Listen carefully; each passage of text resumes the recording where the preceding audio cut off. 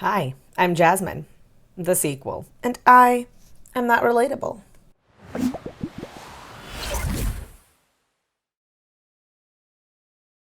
So, we're back again with another What I Eat in a Day review. Kind of.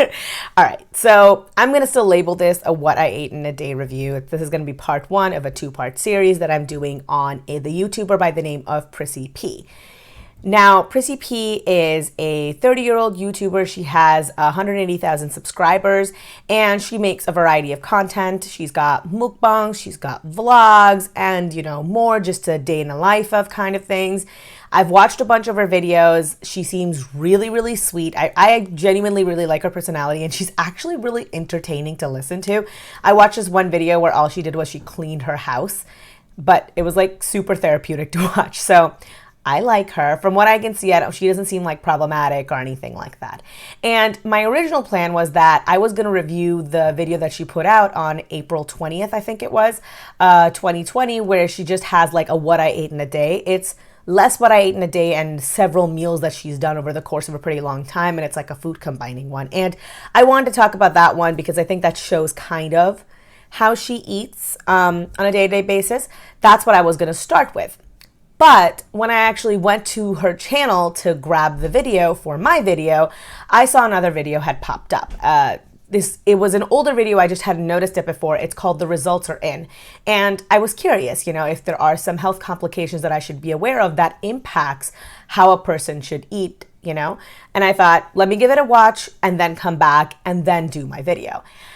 And that video in and of itself, I think, has a lot to discuss. So what I'm going to do is I'm going to discuss the results are in video first, and then I'm going to do her what I ate in a day video next week. So when I went to the GYN, the first video when I was there, and she did the pap smear. So she did a pap smear and she did blood work. So the blood work results came back in the pap smear. So right here, she tested for my thyroid function. This is when I was younger, my mama had my thyroids tested before because she was concerned something was wrong, because she was just watching me and she noticed that I was all like overweight, and she noticed that I didn't eat as much. I didn't eat like how I look. So she was worried like something must be wrong with my daughter because she eat the same or either less than average kids, but she's steady gaining weight. So she took me to the doctor when I was like probably like 1 or 2 or somewhere up in there, 3 or something like that. And at the time they told her that when they tested my blood that I had some type of thyroid malfunction, but they said that since I was so young, they didn't want to put me on no medication because it might make my finger, like I might have a deformity from the medicine, because when you're young, being on steroids, whatever they put you on, it can disfigure you. So my mom was like, well, I don't want to put her on no steroids or nothing like that. And then they also said that as I got older, I might grow out of the thyroid problem. So okay, so Prissy starts off talking about her thyroid and how her doctor tests her thyroid function. Now, as a fat person with some amount of scientific knowledge, I can tell you for a fact that myself, and I'm sure a lot of other like people who are in more of the medical space, when we are fat, hypothyroidism is a very, very catch-all kind of a disease, right? Saying that you have hypothyroidism takes away a lot of the accountability that you have about whether or not you can do something about this. Like they can maybe give us some medication, and maybe if I start taking this medication, all of a sudden I'll lose all the weight and then I'll be a skinny legend. I know that I have thought like this a lot in the past, and from my conversations that I've had with people close to me in my own life who are also in the scientific field, they've also had similar thought patterns. Now, that doesn't mean that hypothyroidism is not a thing that exists, right? I think something like 4.6% of the population actually suffers from hypothyroidism. And Prissy talks about how her mom took her to a doctor and her thyroid levels were, not within normal range. And so the doctor wanted, her mom to bring her back. The fluctuations, it can mean nothing, right? Your body fluctuates on a day-to-day basis. That's why it's a standard range. And that's why sometimes when the test results are too close to call, they'll ask you to repeat a test. Her mom never took her back. So we don't know what the results of that could have been. That being said, even if her test results had come back indicating that her results were out of range, that doesn't necessarily actually mean that you have a thyroid condition. If you guys are at all aware of how a thyroid works, you'll know that the thyroid releases T3 and T4, and it responds to TSH, which stands for thyroid stimulating hormone, and that will actually stimulate your thyroid to produce T3, T4. If you have hypothyroidism, you will have a lot of TSH in your system, but not a lot of T3 and T4. If you have hyperthyroidism, you will have very little TSH in your system, but a lot of T3, T4. Do you see what I mean? Prissy's condition we don't know about when she was a child, but if her levels had come back on or off, could indicate a thyroid condition. It could also indicate that maybe she just has something called thyroiditis. Now, I've actually had this in the past. My thyroid got a little bit inflamed when I was in college. I think I was in my first year of college. I got a little bit sick, didn't really think anything about it. And then a few weeks after, I started losing a dramatic amount of weight. I mean, like scary fast, right? As someone who struggled with weight her entire life, even I was a little taken back by the suddenness of it. And obviously, my mom took me to the doctor. My hair started falling out, my skin got itchy, and it happened so quickly. My mood actually was one of the biggest indicators. It took a very severe turn for the worst. And so my mom took me to the doctor like a good responsible mother would do, and he did a bunch of tests, and it turns out I actually had an infection in my thyroid gland. Nothing too big. Infection, I didn't even think they gave me any medication. I think it just sort of resolved on its own. But because of the infection, my thyroid levels fluctuated a lot. It can just be as simple as that. Without a follow-up, it's really hard to know. That's all I meant to say. I gave you a little bit of information because that will be important later on in the video. So again, no other doctor, not even my primary care doctor, ever tested me for thyroids. So now I'm 31 years old and I go to the GYN and she's like trying to figure out why is my periods on so long, what's wrong with me. Also want to know about the facial hair, why do I have chin hair, why do I have a mustache. So that's why she did all these tests. So as you guys can see right here on the screen, you guys see the thyroid test. So the thyroid is the TSH and then the FT4. So she put a little note and she said that let me see if I can see the note.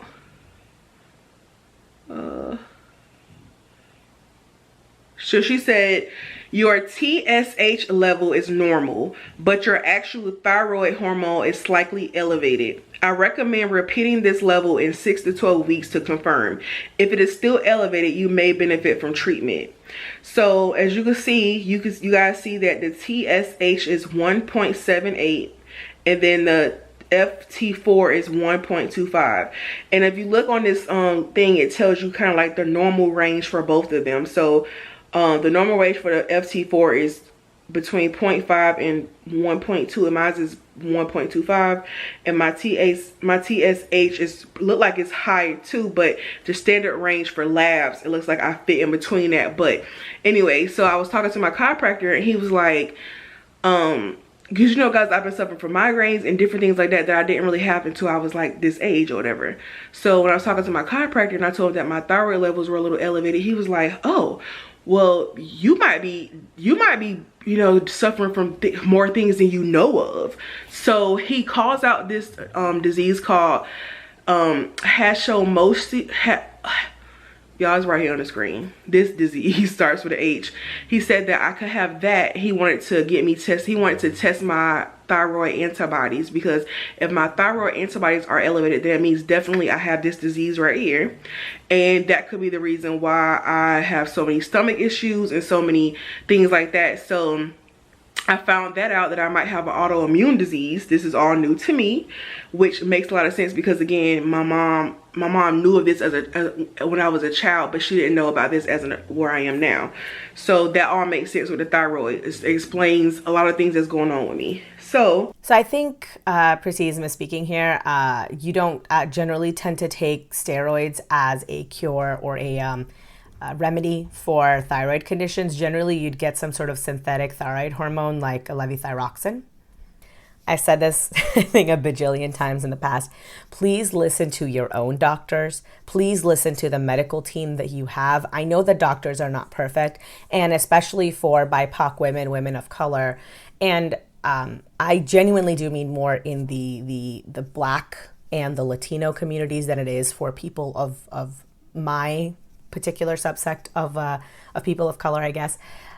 They tend to have adverse medical outcomes. And some of that you can attribute to just being in poorer neighborhoods, right? Like socioeconomic factors play a huge part in this.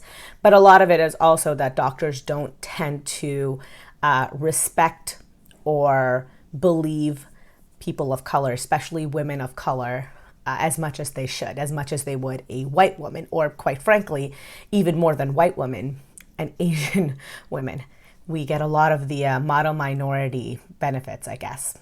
All that being said, your doctors are still going to be the ones who are going to have the most amount of information to give you. They're still going to be the ones who are going to have the most accurate information to give you. Getting medical information from a chiropractor is very problematic. Anyway, I just mean to say that please listen to your own doctors. Now, he tells her that she could have something called Hashimoto's disease. Hashimoto's disease is actually an autoimmune disorder. Essentially, your body produces antibodies, and they will attack your thyroid gland. And that can result in two separate conditions, one of which is Hashimoto's. The other one is Graves' disease.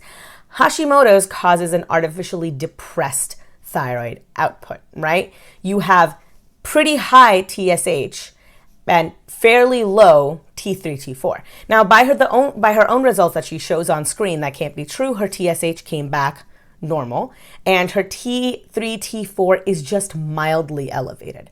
So I don't think that really fits very well. Now, of course, like I said before, this could just be one test that she's done over a course of tests, and maybe the other tests tell a different story. But just based on this, that doesn't seem accurate. Graves' disease would fit maybe a little bit better, but even then, it doesn't really make any sense. And also, she's saying that, a lot of her other symptoms make sense with Hashimoto's. For example, Hashimoto's will give you hypothyroidism.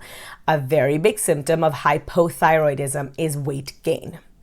And Graves' disease will create hyperthyroidism. It will have a significantly higher output of T3, T4, and that will cause weight loss, right? Also, it's not a good thing to have. Trust me, your hair will fall out, your skin will get dry, you will have anxiety, depression. Overall, pardon me, overall, neither one of these is a good outcome to have, but neither one of them actually fit what she has. I am not a doctor, right? So I don't like telling people what they could or could not have. But it seems to me that she has normal thyroid function. I don't think that there is particularly anything there. But once more, please don't listen to me. I am not your doctor. Listen to your doctor first and foremost. The next thing she tests me for is my testosterone level. So as you guys can see right here on the screen, the testosterone level was 84. Which is pretty high because the standard range is less than 75 PCOS. So here, she tested me for something called DHEA. So she said that these levels were normal. I don't even know what this is, but that's normal. So that's a plus. She also tested me for another thing called prolactin, and this was normal as well. My blood work came back 1 week, and then my blood work came out like 3 days after the blood work, and then I had to do the ultrasound that Thursday. Remember, we went to the ultrasound.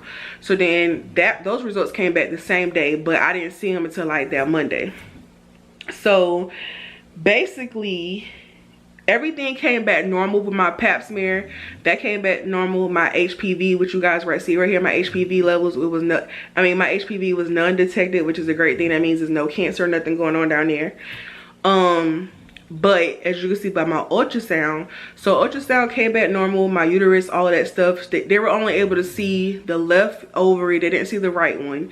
But as you guys can see in the notes, that they did find out that I have some cysts down there. And they also found out that my endometrium is basically like split in half or something like that, like something about my endometrium. Okay, so she mentions PCOS. PCOS stands for polycystic ovarian syndrome. Fun fact, your girl has it. I think I mentioned it in one of the other videos.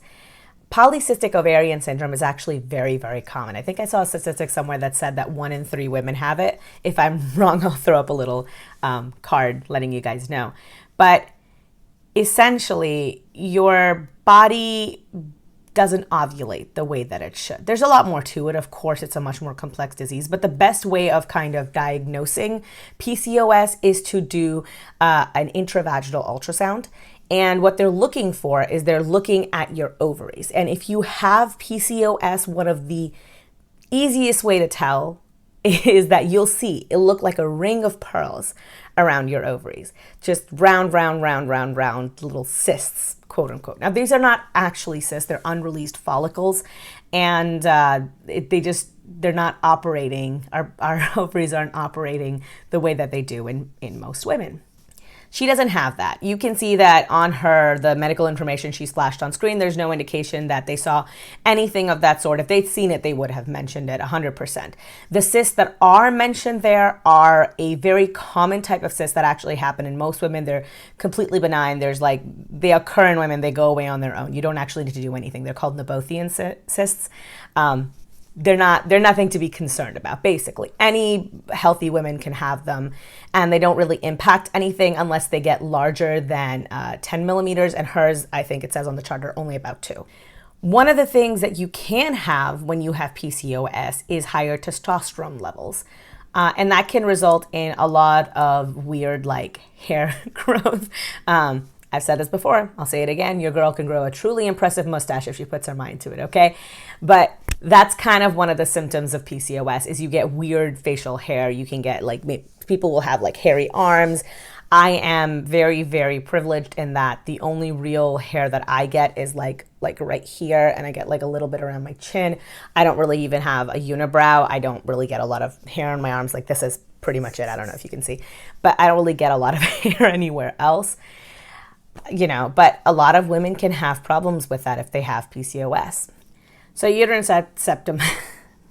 So uterine septum is very possible for her. I can't say that. Like I said, I'm not a doctor, and even if I was, I'm not her doctor. So her doctors are the only one who can give her this information. But a surgery like this really should resolve the issue, and even unresolved outside of pregnancy, it doesn't really impact very much. The only thing that I can really find on the internet about this is that you might have some additional cramping, and that bleeding is a lot worse for women who have that, which is not to say that's a benign symptom. Like, as a lady who has her period, trust me, that can suck. But it doesn't necessarily mean that there is anything more to it than just difficulty managing the symptoms. So she's not wrong in regards to the chances of miscarriage and having a uterine septum. Sorry, I forgot the term for a second. Essentially, the uterine septum doesn't actually have a lot of blood circulation. So if an embryo tries to attach to that, it won't get sufficient nutrients, and it'll essentially fail to thrive, and you will have a miscarriage. So, and it significantly increases the chances of that happening. But like I said, this procedure should fix it. And once you have that issue resolved, as far as I can see, there's no negative side effects to it. It's not a condition that will reoccur. And once you've addressed it, you should be fine moving forward. So it's like with this procedure, it's going to clean out all of that old stuff, all of those old little polyps and things. Like, just clean me out. It's going to be like a fresh new vagina, basically. No? Yeah, this is not in your vagina. The uterine septum is in your uterus. The vagina is like the entry part. The uterus is basically where the baby would be. They're not the same thing. And this operation will essentially just remove that uterine separation, right? Uterine septum. It's not going to do anything to your vagina. Your vagina will stay the way that it is, ma'am. But in the meantime, we are, as a whole family, we're going to be switching over to the AIP diet, which is called autoimmune protocol. Being that Mama Bree has a autoimmune disease, my auntie BB, her sister has autoimmune disease. I'm not surprised that me and my brother have one as well, which is why we do suffer from so many stomach issues, gastro issues, just things every day, even from gaining weight going up and down, inflammation. And you know, I just think that even with Rayshawn having like the sickle cell trait, things like that, I think that doing the AIP diet would be best for us for right now. If you guys are familiar with the AIP diet, comment below, give me some tips.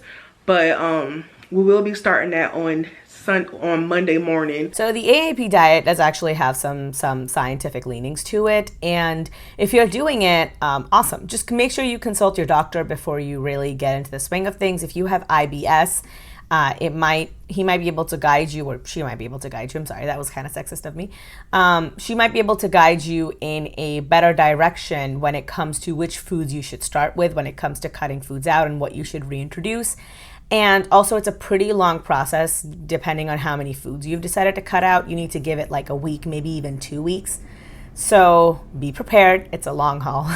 So I've gone through a lot of the diagnoses that she's offered, and one by one I've kind of dismissed, or I guess shot down why I think those aren't the reasons why she's experiencing some of her symptoms. So then what is wrong with her? I don't know. I'm not her doctor. I can't say. So I don't want to sit here and offer diagnoses where I A, don't think I should be, and B, would be kind of irresponsible for me to do so. Here's what I do know though. Being obese can cause an increase in androgen productions, which can then lead to increased facial hair growth. IBS can be a pretty debilitating disease.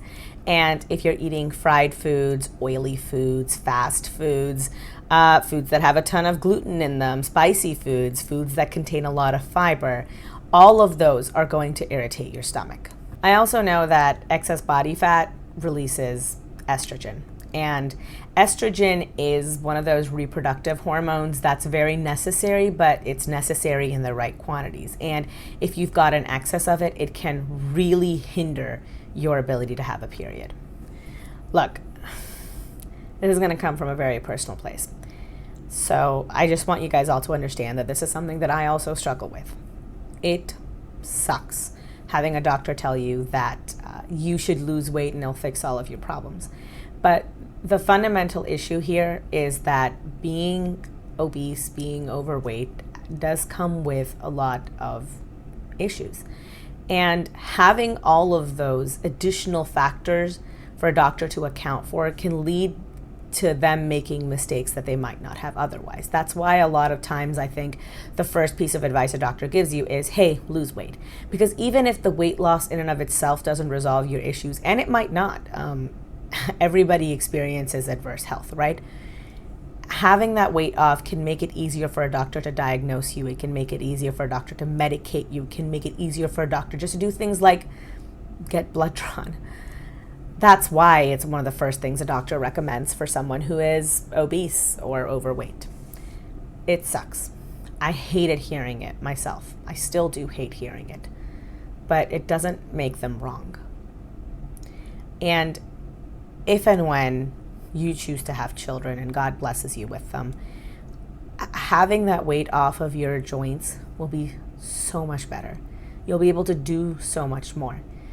I have friends and family who have kids. I've seen them go through that, and it's physically and emotionally exhausting. Having a baby is one of the toughest, strongest thing that anyone can do, but especially women.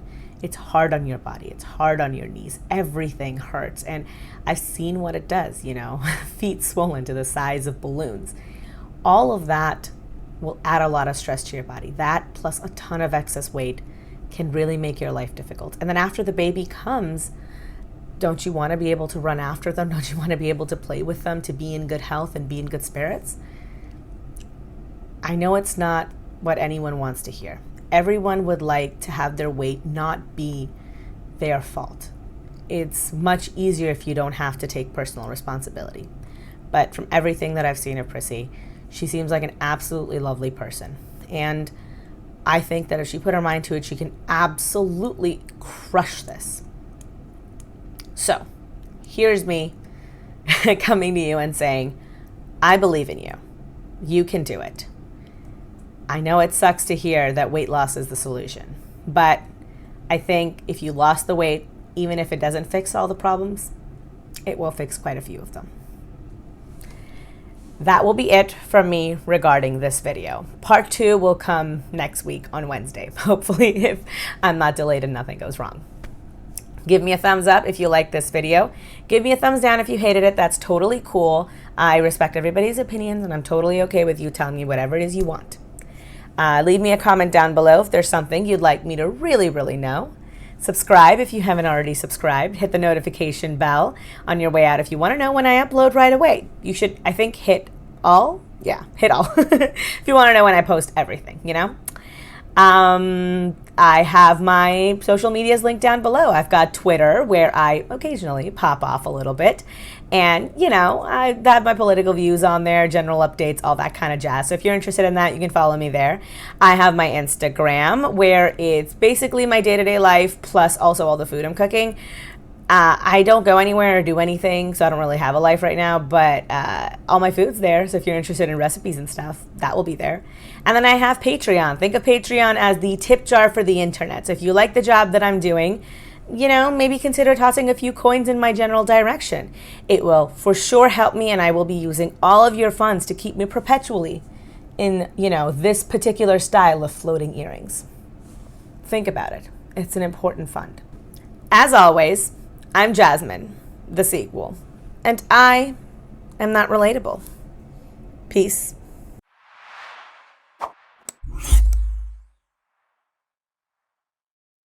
I don't know what it is about chiropractors. Like, I feel like there's a lot of quackery that comes from chiropractors. I don't mean all chiropractors. I just mean that a lot of the quacks that I have seen on the internet regarding medical information tend to be chiropractors.